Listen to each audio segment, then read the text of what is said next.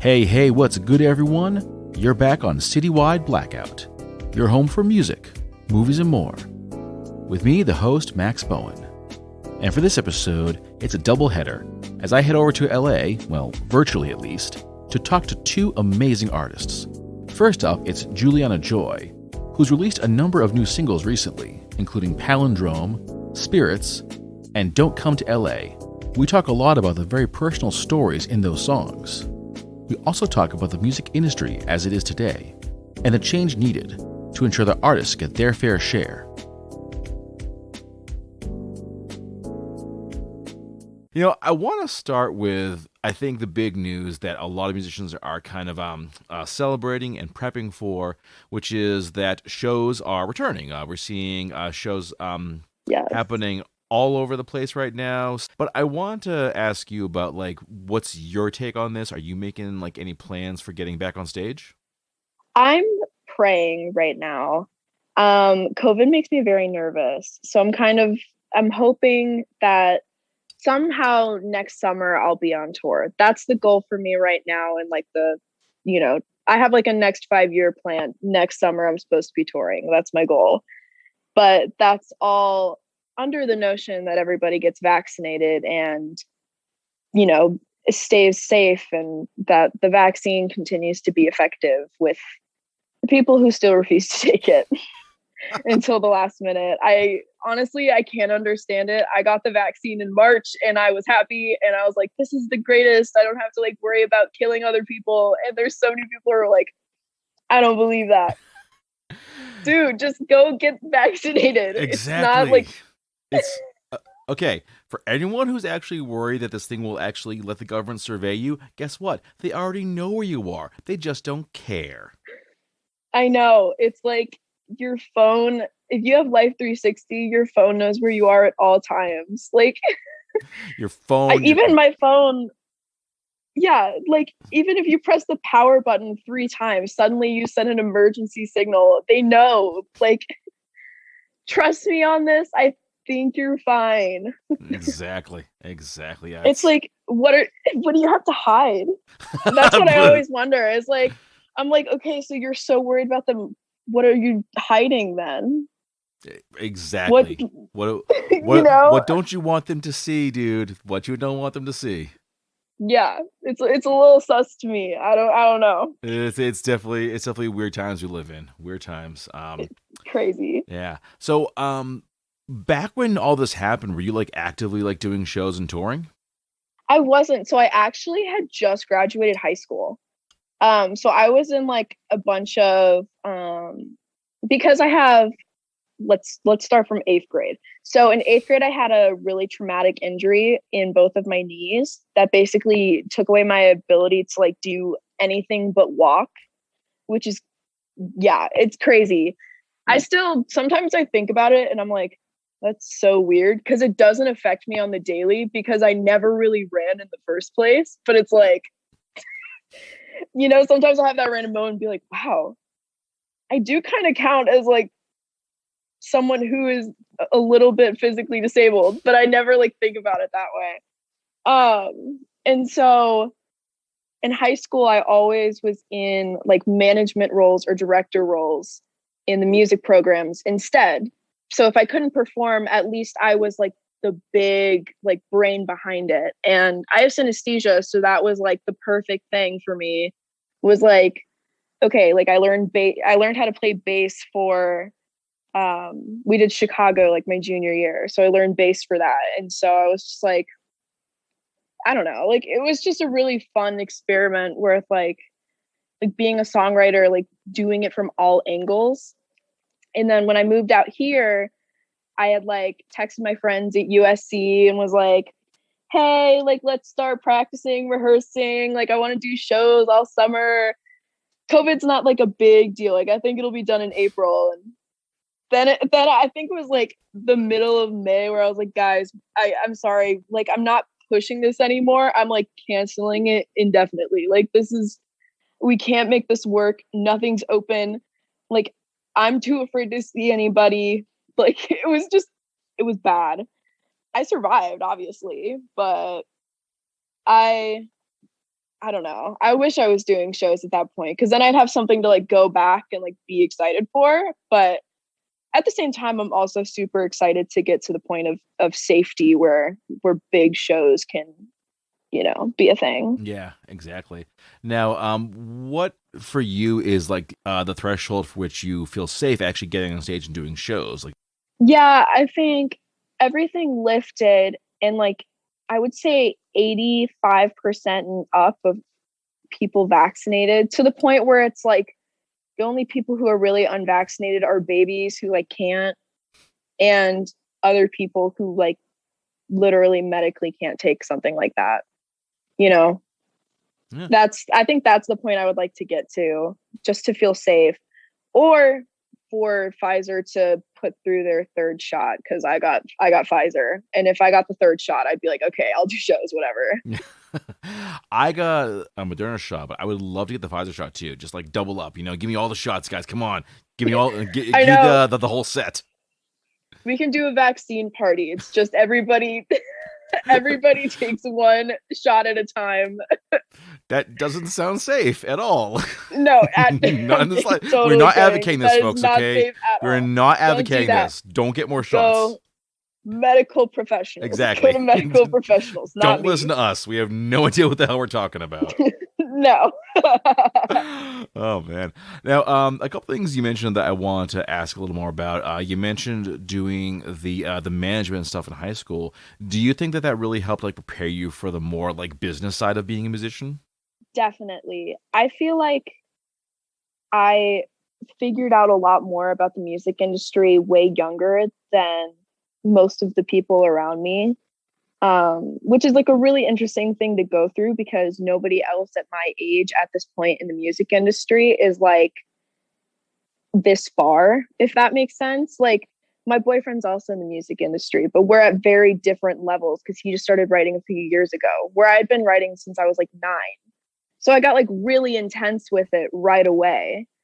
And so I would say like it's definitely super interesting, like being 19, fresh out of high school, writing in this industry because it's so different than anything I feel like I'll ever experience because I'm only 19 once and the fact that I'm doing all of this right now, it's like it's what Hannah Montana basically was saying.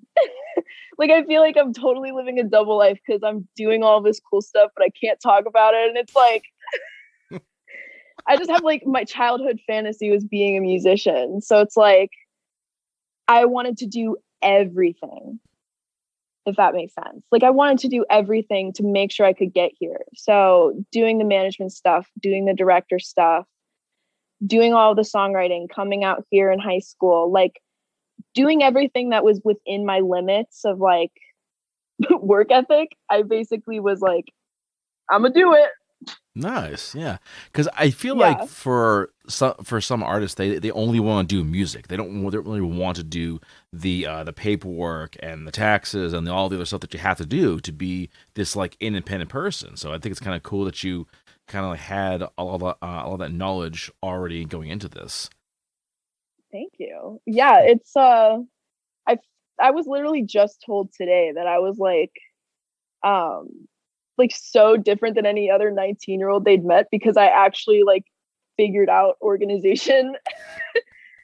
Like I was like that's the funniest compliment I've ever received because I felt like that was like the most like inaccurate thing about me. Like I was like I feel like I'm so unorganized. What does that even mean? Yeah, but it's like this whole other part of being this like indie artist that most people don't think about. Like, yes, you have to do all these things. You have to do your own marketing, your own promotions. There are all these like different like pieces. Did you feel like that helped you avoid any major like pitfalls, especially as you were like meeting folks in the industry?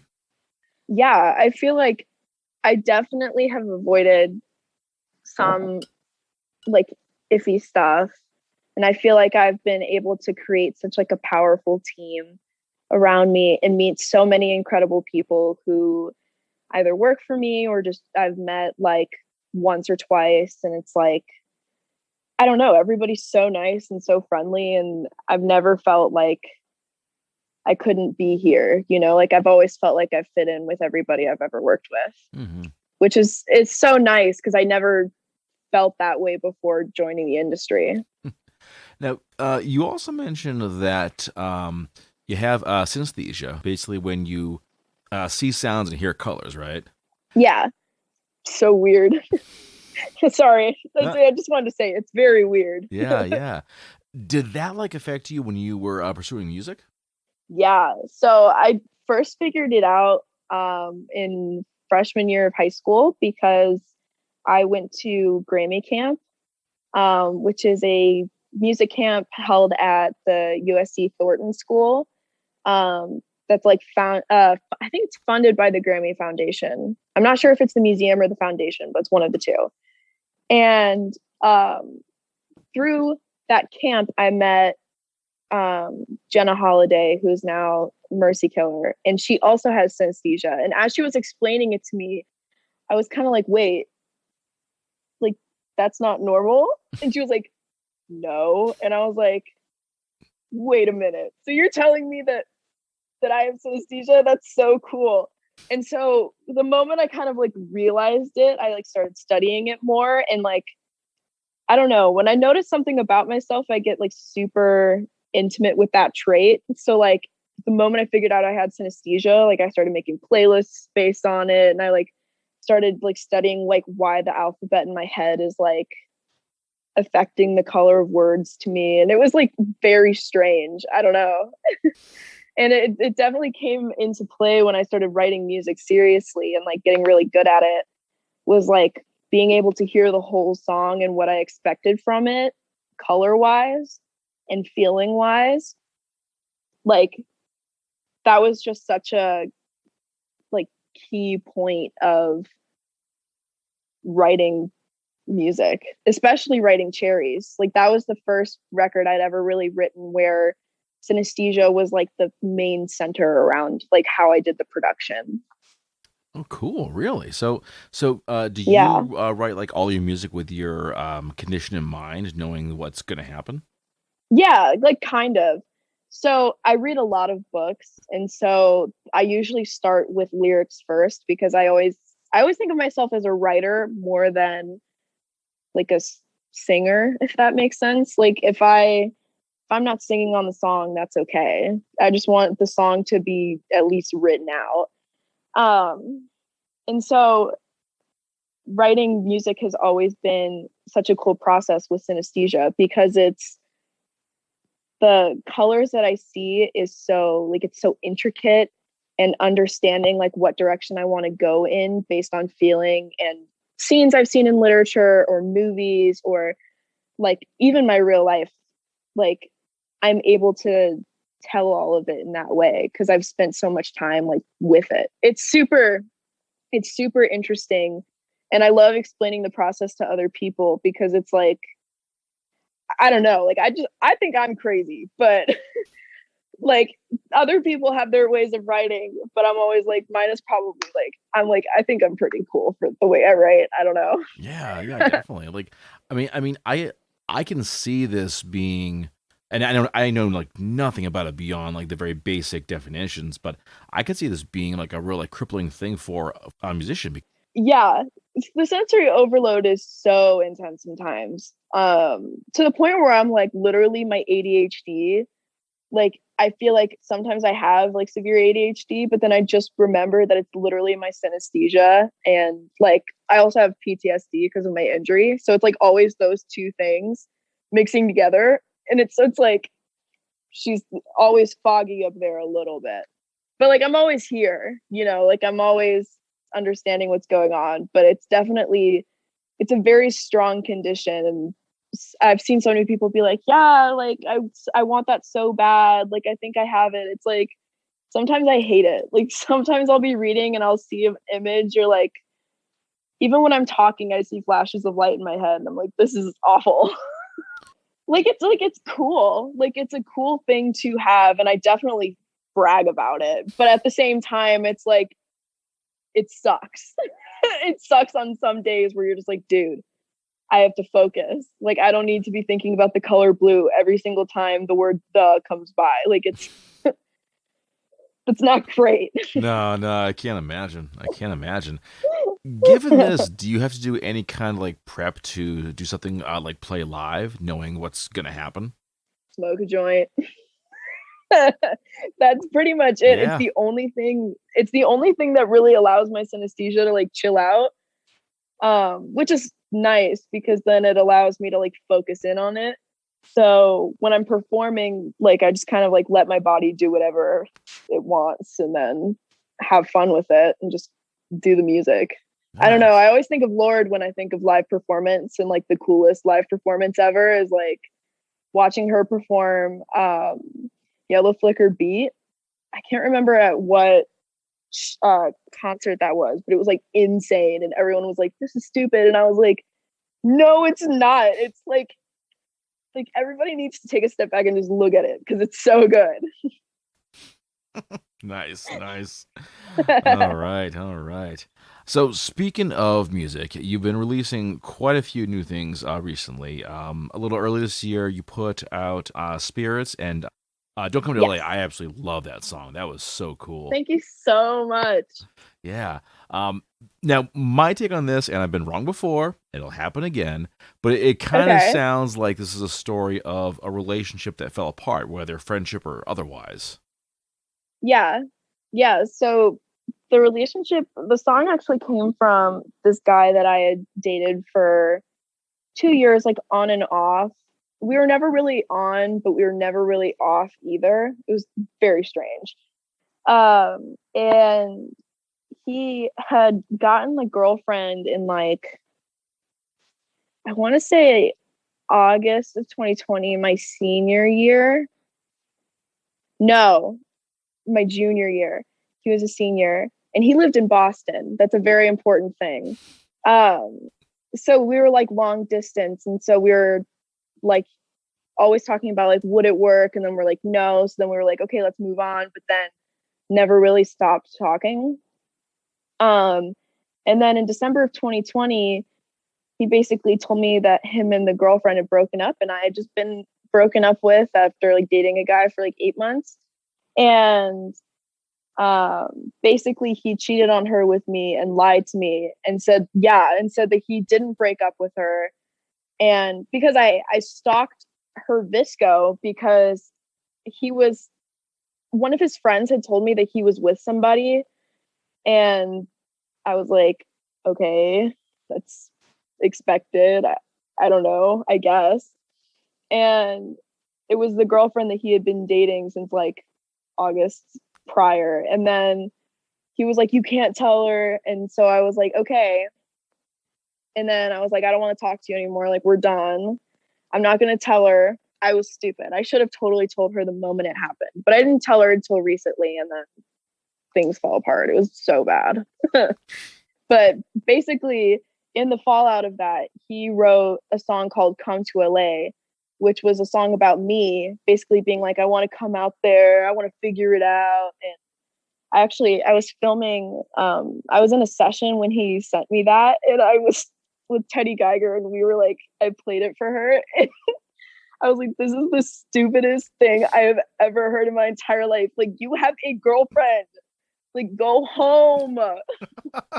And so I didn't like really build on that concept until July because, or sorry, not July. I think I wrote it in April. Yeah, I wrote it in April. And so I announced it in like May. And I was like so excited for it to come out. And I was like, I wrote it because his girlfriend like started posting about me on her Visco again. And I was like, dude, no one cares. Like, I don't know. I hate being in middle school drama. I'm like, I know I'm better than that, but at the same time, I'm also like, dude, it's okay. Like, what am I gonna do from here? Tell me. I love the response here. So, like, he writes a song saying, "Let's work it out," and your song is basically, "No." Yeah, yeah. I was with my friend Chris and Kellyanne in April, like basically explaining this concept to them as I was like going through the footage, and they were like, no, yeah, let's do that. And so we just kind of played a guitar loop and wrote the whole song based off of a loop and melody lines. It was like so cool because the song came so organically. Because I was like, that's the last song I'm gonna write about him. Like, I'm over it. Like, don't come here, don't talk to me. It's over here. That's it. I think this is the musical equivalent of the couple arguing in a parking lot. Yeah, no, it gives me the same energy as like Taylor Swift and John Mayer in 2010. But I kind of want to like just be over that stage because it's boring. I'm like, it's no longer fun for me to be like all excited about it, you know? Like now I'm like, that was so annoying. That was so terrible. Like I wasted so much time. It was so dumb. Yeah.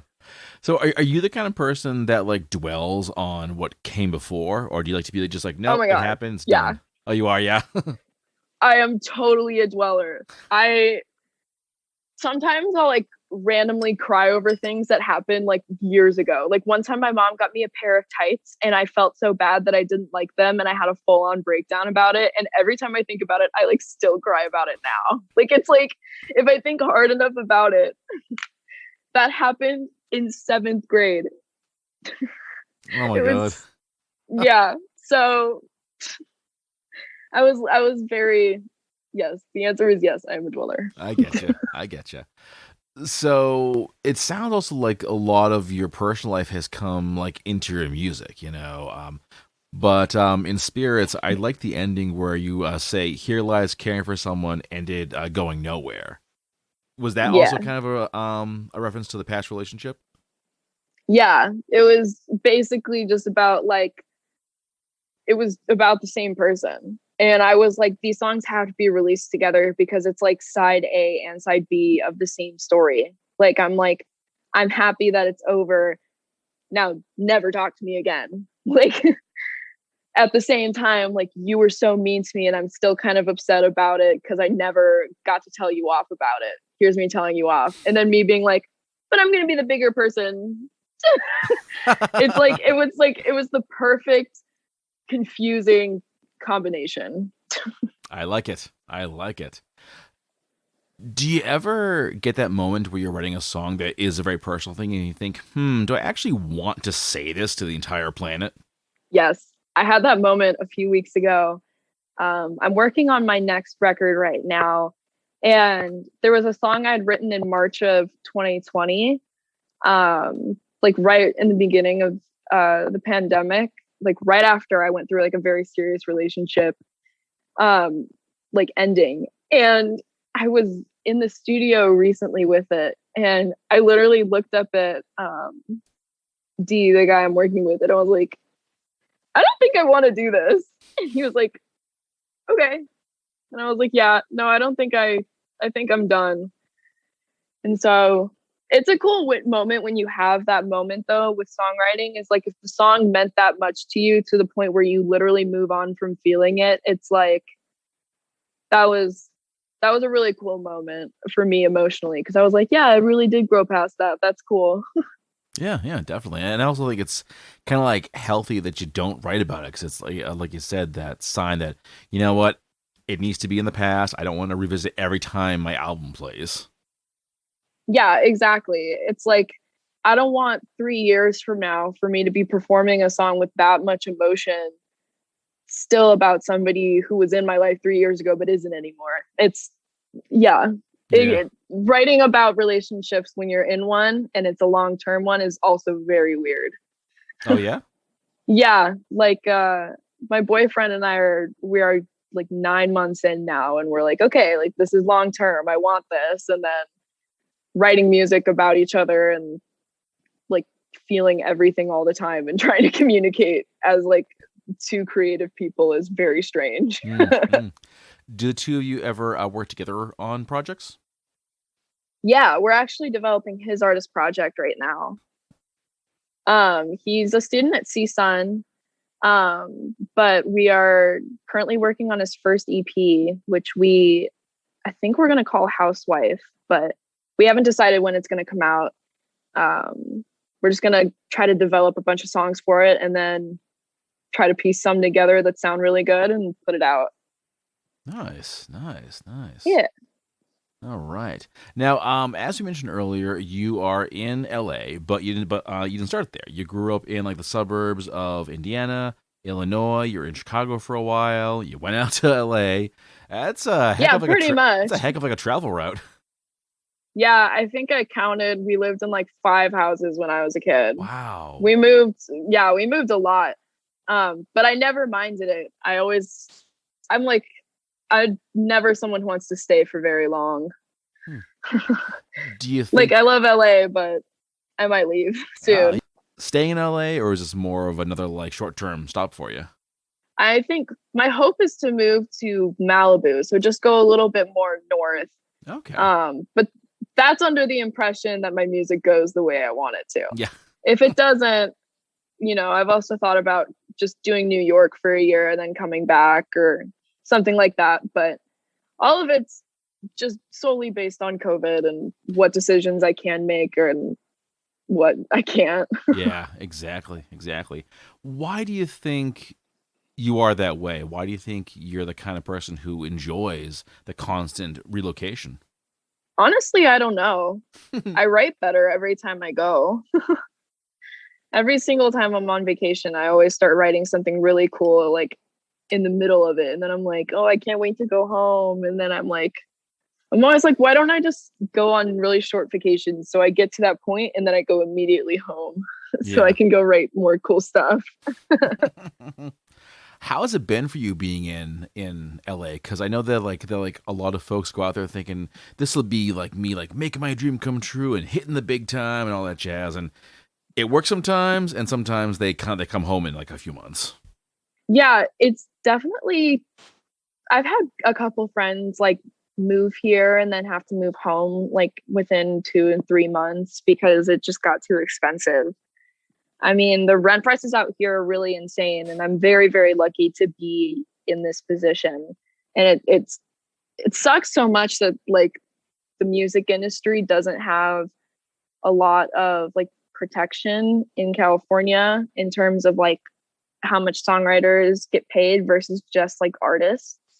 Um, Not saying that artists and songwriters don't get paid, of course they do, but the amount of work that goes into writing music, I mean, it's a month's project and it's not the same.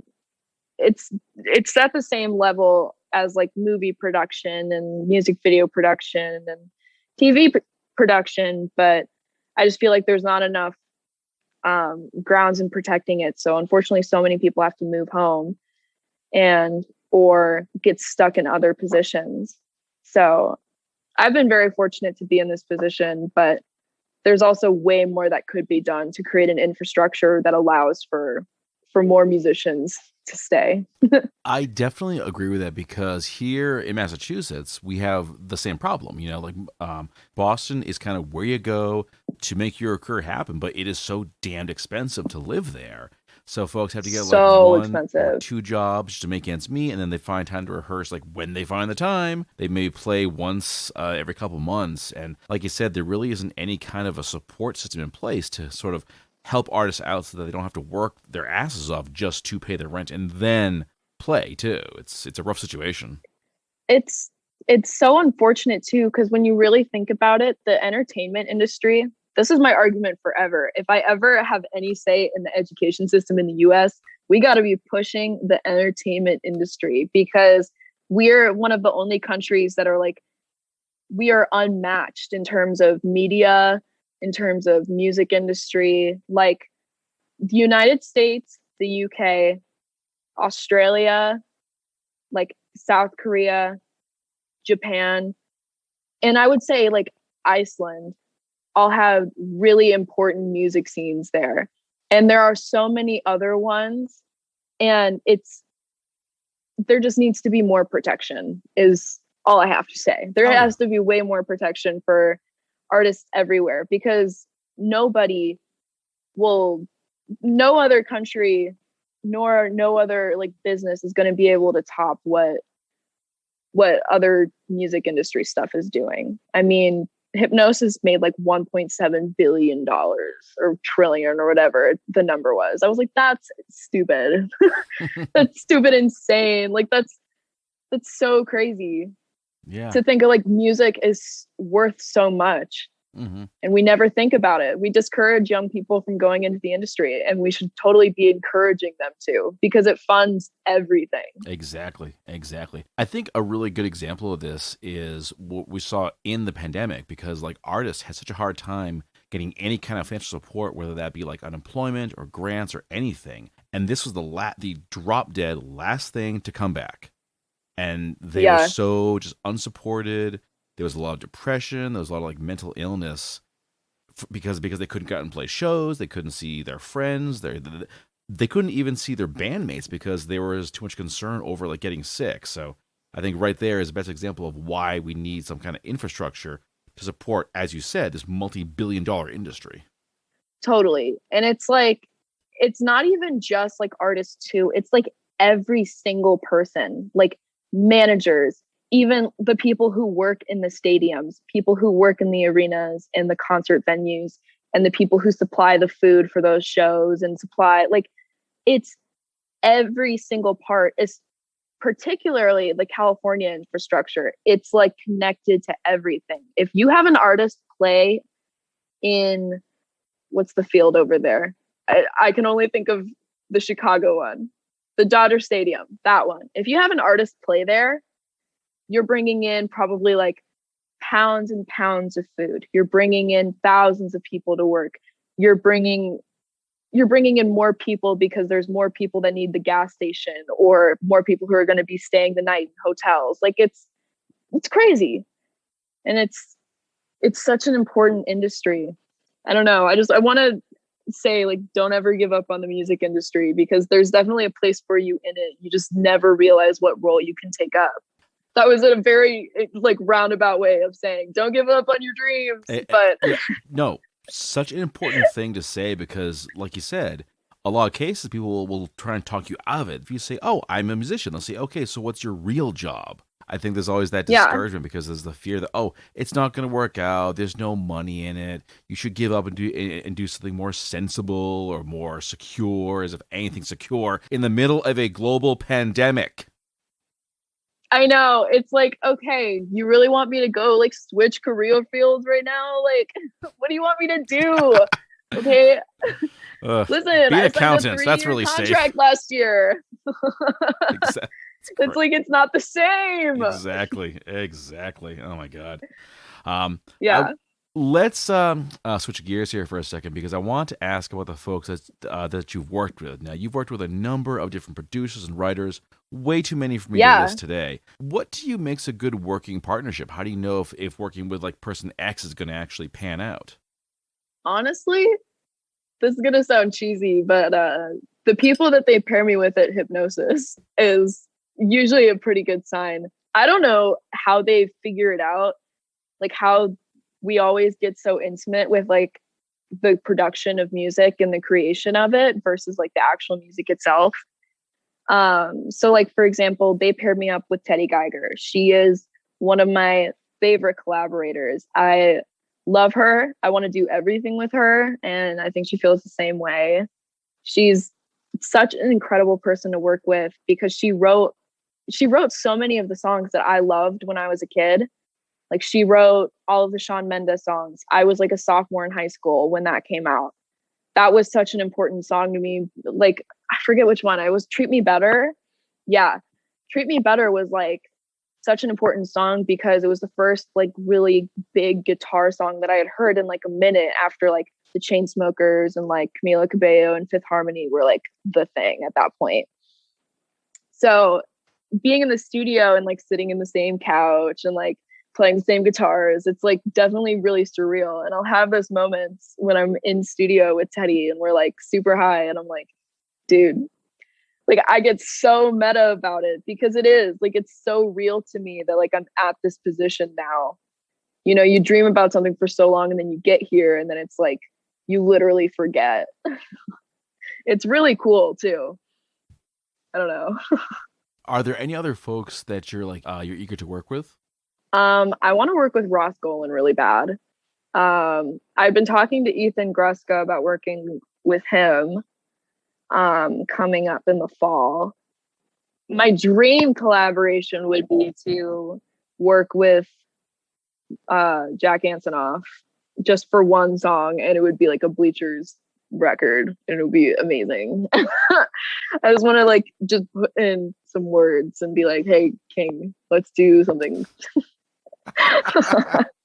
How are you at approaching folks to ask them, hey, do you want to like collab on something? Oh my God, I have legitimately no shame when it comes to like asking about collaboration. I feel like I'm such a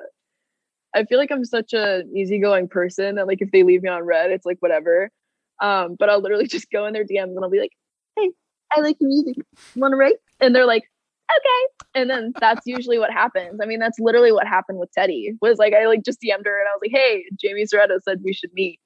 And she was like, okay. And then we met and then, started working together. It was super, super lucky. But it wouldn't have happened if I just didn't DM her. I feel like we need to grow some balls. We need to do it. Yeah. Don't be afraid to ask. The worst thing they're going to say is Yeah. no. It's not like they're going to spend like the next year like talking shit about you online. Just DM them, ask. If they say no, move on, but at least try. Exactly. It's like everybody's friends in the music industry. So like the last thing you want to do is like just, not enjoy what you're doing. Just have fun. Yeah. Don't make it too dramatic. Just make music. It's like the best. Don't overthink it. Don't overthink it. Like I'm here for fun. Like I did not expect this to happen. I'm here for fun. You say that, but I mean, like music is now like your full-time job. Did you think you would actually go that far when you first started out? Definitely not. I think I released music and was thinking, oh, like that's fun. And then I was like, oh, maybe I'll like go into management because I also really like that, or being a creative director. But I'm glad I like didn't stop. Yeah, definitely. I actually did want to ask you a bit about like what it's been for you in the LA scene. Have you did you get the chance to kind of get out there and kind of like be a part of the scene? Yeah, so I've been here a lot since I started writing music seriously. So I was probably coming here at least like for 2 weeks since sophomore year of high school, or a long weekend, depending on if I was still in school versus if it was like a vacation. And it was so fun, like being a part of like Silver Lake and the Echo Park scene, because I have an aunt who lives there. It was so cool being a part of that scene pre-COVID, because the restaurants were like my favorite. I felt like the coolest person ever. I started drinking kombucha like unironically. Like it was a really great summer. The music that came out that year was also great. Yeah, I think it was 2019. Mm-hmm. No, it was 2018, 2019. It was 2018. I remember now. Yeah, that was so great. It was so fun. What would you say is like your favorite place to go to catch a show? Honestly, I haven't really been in any of the venues, but I will say that the Greek Theater seems so cool, and I really want to see that. I also went to one in the Arts District, but I can't remember the name of it, where I saw Holy Child. Holy Child was awesome. Nice. Yeah. So what is down the road for you? I mean, I know that the future's kind of weird right now, but what are you working on right now? Working on right now. So I should be having a record coming out in October. That's the goal anyway. And doing a bunch of videos and a bunch of like cool content to go with it. It's definitely a very visual album, and I want to emphasize the fact that this record was really important to not only me, but all of my friends and all of my family. So doing a lot of stuff with that, and then just working on another record that I want to have come out next summer. Cool, cool. Oh, I also want to Yeah. ask, who does the cover art for your work, because it's amazing stuff. Oh, thank you. Well, I did the Spirits and Don't Come to LA one. But I just usually find random artists on Instagram that I like. I'll just like message them and be like, "Hey, I like your like art. Would you be willing to do a cover for this song? Do whatever you want for it." And usually they're like, "Yeah, that sounds fun. It's like, sure, why not? Sure, why not? Yeah, go for it." And And every single person I've worked with has been so nice. And I wanted to make it like a really important part that all of the artists are either LGBT or women. So yeah, I'm trying to be very inclusive with all of it. So like, no men. oh, very good. Yeah, I like that. I Yeah, like that. I want to have my goal is to have an all female team or a majority female. Nice. I dig that. Yeah, the music industry is like 99% man, I think. And I mean, we've been pumping out great music for years, but some of my favorite music has always been women-led stuff. So, praying. Hell yeah. Who you listen to right now? Yeah. Oh my God. So many people. Okay. Lord, of course. Why not? I've been listening to Mitski. I just updated my playlist yesterday. I've been listening to the White Album by the Beatles a lot. Mhm. Like at least once a month, I pull like one song from it, and I'm like, this is good. I forgot about this one, and then it'll just continuously end up in my monthly playlist. Just a lot of like folky rock stuff. It's definitely a very different direction than like my music has been, but I'm like getting more interested in writing music like it. So we'll see. There you go. Yeah. Well, Julianna, great talking to you. Definitely loving to hear more about the LA scene, because never been out there, but maybe someday. You never know. Definitely. And in the meantime, folks, you go to juliannajoy.com. You can find all of her music, stream her on Spotify, buy the stuff, however you do it, but support the artist, because right now they really need it. And Julianna, we'll talk again soon, I'm sure. Awesome. Thank you so much. Hi, this is singer Kate Eppers, and you're listening to Citywide Blackout.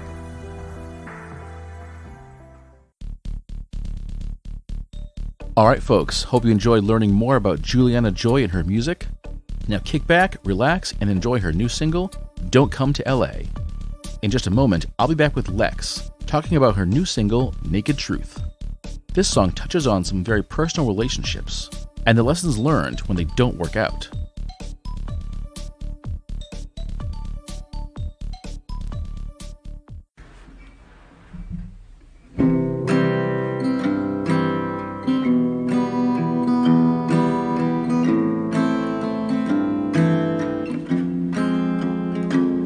You explain yourself away with some reason not to say, as you stroke my hair like a friend would do.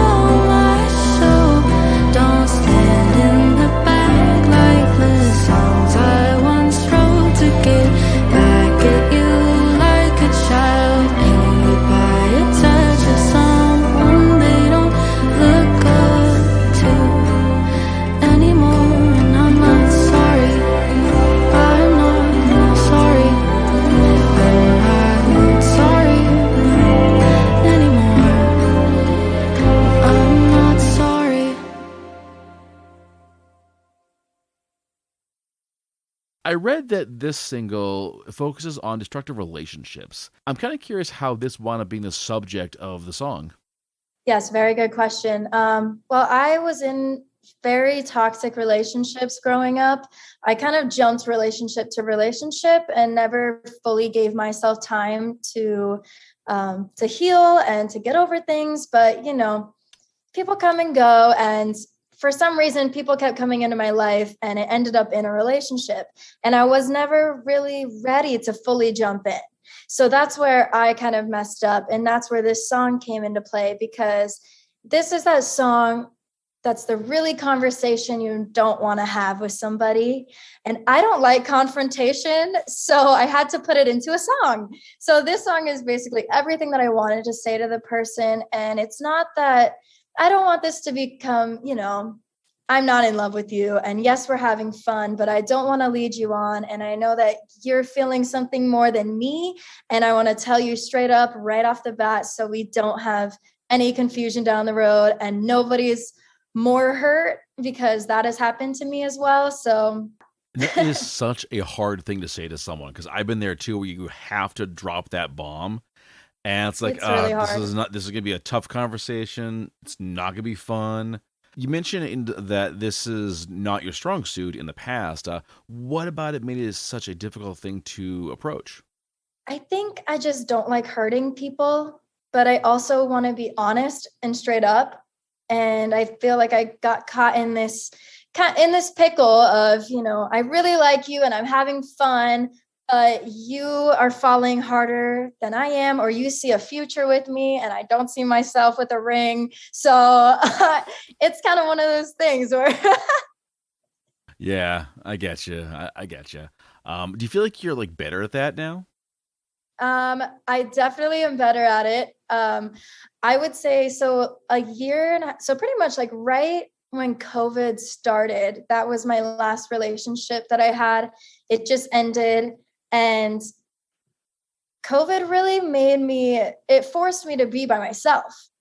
And it was really amazing for me, and just having quality time, getting to learn myself as a person, becoming independent, because, like I said, I jumped relationship to relationship. So over a year and a half now, I have been by myself, hanging out with my friends and my family and being surrounded by positivity. My music has definitely developed. I put more time into it, and I really don't have any distractions. And, if boys come into my life, I tell them straight up, I am really, really focused on myself, and we can have fun, or you can take me on a date, but this isn't for the long term. And I really need, if I want to achieve all my goals and my dreams right now, I feel like I really don't need any distractions, and I need to focus on myself. So I think I have definitely gotten better at it. Nice.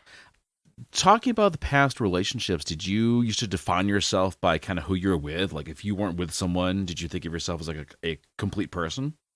No, I did not. I think I just, it was hard because I would break up with somebody, and I had this time, and in my head, I'm like, oh, I'm single. I finally get to focus on myself. And then somebody really cool comes along that I start hanging out with and spending a lot of time with.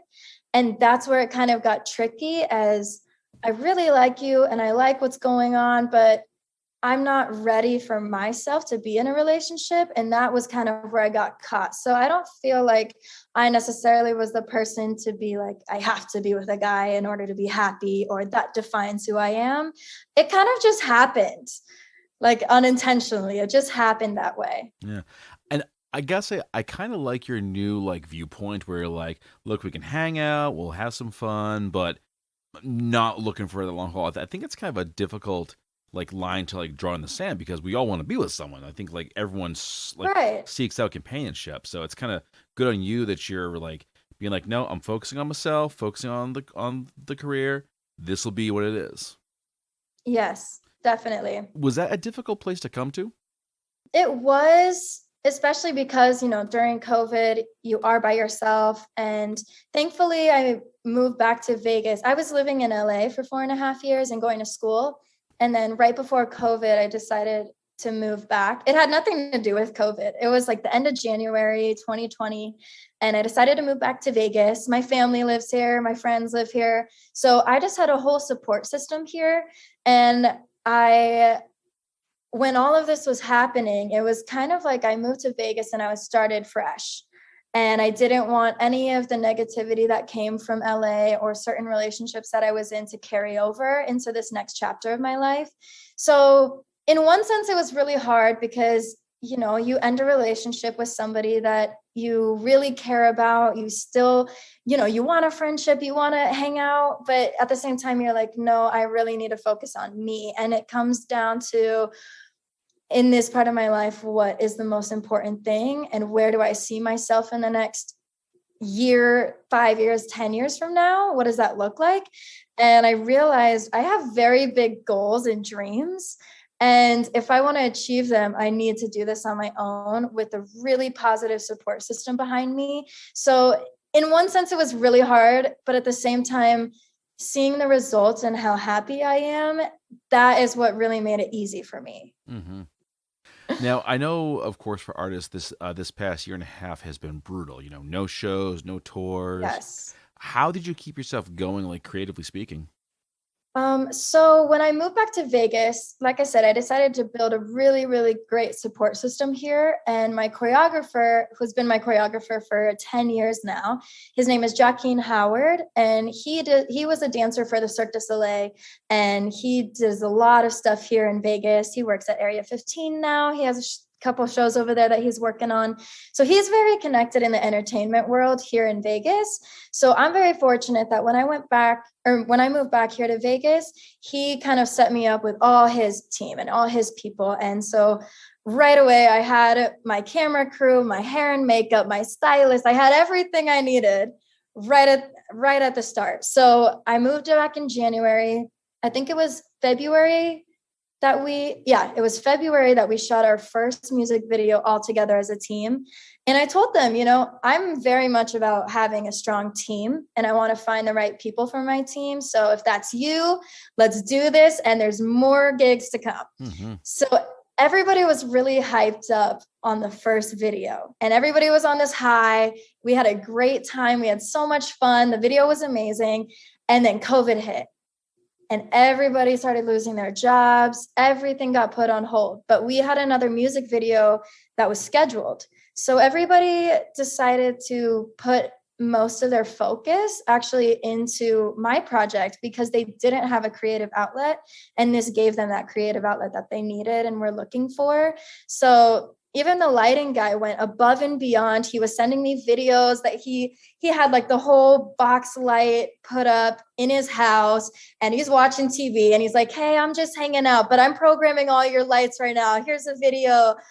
And I am so grateful for my team. And they are honestly the only reason why I was able to do what I do. And it really did give us all that creative outlet because COVID really put us all in a rut. But this is one thing that made everybody happy. And when we all came together, you know, even though we had to social distance and wear masks in the middle of summer and it's so hot in Vegas, everybody pushed through and we had great shoots and I'm very, very thankful for it. So I would say kudos to my team. They made it possible. Mm-hmm. And now that we're seeing like shows resume, bands are announcing tours. How do you feel about that? Do you feel like ready to get out there again, be back on stage, especially with like all the cases rising right now? That's a very interesting topic because as much as I want to go back on stage and performing is my first love. That is why I do what I do because I love to be around people and I love to hug people. So it's really hard for me not to just go up to my fans and just hug them. And I mean, with the cases rising, it's really hard because there's a lot of big festivals coming up, especially in Vegas. I know that they're coming back and everybody's really excited. But at the same time, I feel like we really do need to be careful. So if everybody is taking the right precautions, then I don't really see an issue with it. But I mean, you really don't know with all these new Delta, whatever coming up and all these crazy things that they're talking about. So I it's really hard because I love performing. Yeah, exactly. And especially where you say that you love to hug the fans. That would be an Oh, awkward like situation to be in. Like where it's like, hey, hug. It's like, no. no. Yeah, that would not go over too well. I'd probably scare them. I'd just give them air hugs. Yeah. There you go. Air high five for now. Just something like that. Fist Yeah. bump. Whatever works. Are you the kind of person to like to plan your years? Do you like look ahead to like kind of like, okay, this year we're doing this, and this thing? Great question. Yes, I have a lot of music that I've been working on, and it's really difficult for me to find which one's the best one to put out, because I feel like every time I make a new song, that becomes my next favorite. And then I have all these other songs. So I do have a lot of songs living in my computer, and I do really like to plan everything out. So I would say that I definitely have my releasing schedule at least 6 months ahead of schedule. So I am one of the planners, but I have a lot of music to release. Yes. Excellent. So what are you working on right now? Great question. I am excited because I got into the sync world. So sync placements is like music for TV, film, commercials, video games, that whole world. And I'm kind of crossing over with my artist project and that world. So it's been very interesting. I've learned a lot in the past 2 months from this new group that I'm in. And I went to Costa Rica and we did a whole songwriting retreat, and we were shooting for a song in a 48-hour turnaround time. So super quick turnaround time, write it, produce it, mix, master, the whole shebang. So I'm really excited for that whole new journey that I've been on. But as of my artist projects, I mean, I just finished up maybe at least 3 new songs of my own. So I'm kind of debating whether or not to release, a whole collection of music or just keep the consistency with the singles and a video. That's kind of something I go back and forth with every now and then. Excellent. Well, Lex, great talking to you. I absolutely love the new song, folks, The Naked Truth. You go to Life of Lex, that's lifeoflx.com. You can find all our socials, all our music. Go and check it out. And Lex, we'll be talking real soon. Thank you. Hey, this is singer-songwriter and mental health advocate Stephanie Mathias. Be sure to check out my single Hero Side, available on all platforms now, and listen to Citywide Blackout, your home for the best indie artists. All right, folks, that brings this episode to a close. Big thanks to Julianna and Lex for joining me. And if you or someone you know wants to be a guest on the show, it's really easy. Just message me at citywidemax@yahoo.com. Follow the show on Facebook under Citywide Blackout and Twitter and Instagram under Citywide Max. Listen to the show wherever you get your podcasts. To close things out, I'll be playing Lex's new single, Naked Truth. As always, keep those ears open.